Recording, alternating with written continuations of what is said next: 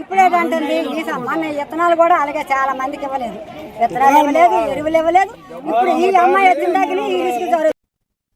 ప్రకాశం జిల్లా సమగ్ర శిశు అభివృద్ధి సేవల ప్రాజెక్టు డైరెక్టర్గా బాధ్యతలు స్వీకరించిన పద్మా సునంద అంగన్వాడీ కేంద్రాల పనితీరును మరింత మెరుగుపరుస్తామని తెలిపారు.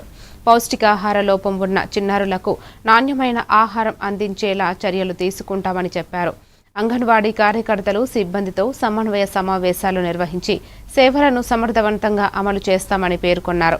జిల్లాలో తలెత్తే సమస్యలను సానుకూలంగా పరిష్కరించి ప్రభుత్వ మార్గదర్శకాల మేరకు సేవలు నాణ్యత పెంచేందుకు కృషి చేస్తామని వెల్లడించారు.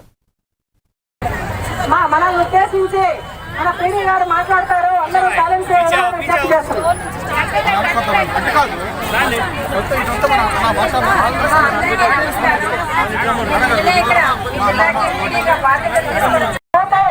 మా ఆందోళన మరింత ఉధృతం చేస్తామని చెప్పేసి తెలియజేస్తూ మన ధర్నాని దగ్గరికి వచ్చినటువంటి మన జిల్లాకి కొత్తగా వచ్చినటువంటి పీడీ గారికి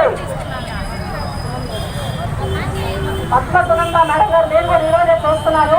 కొత్తగా వచ్చారు మేడం గారికి మనం సమస్యలన్నింటినీ పరిష్కార మార్గం వైపు నేను కూడా మీకు సహకరించి ఆలోచనలు కూడా మీకు చర్చిస్తాము. మీరందరూ కూడా కోరిన కోరికలు మన గవర్నమెంట్కి మనం అందజేస్తాము. అట్ ది సేమ్ టైం మీరు ఏమైతే చెప్తున్నారో అవన్నీ చేస్తాము. మనం కూడా మన పనిలో కొంచెం నిబద్ధత చూపించాలి. మనం కూడా సర్వీస్ చేస్తున్నాము.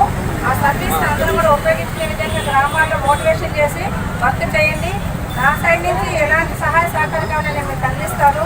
అదేవిధంగా మీ సైడ్ నుంచి ఎలాంటి ప్రాబ్లమ్స్ రాకుండా నన్ను చూసుకునే బాధ్యత కూడా మీరే అని చెప్తున్నాము. ఈ సమస్యలన్నింటినీ ప్రయోజక దృష్టి తీసుకెళ్ళి వాళ్ళ దృష్టిలో పెడతాను. Thank you. నాకు ఈ అవకాశం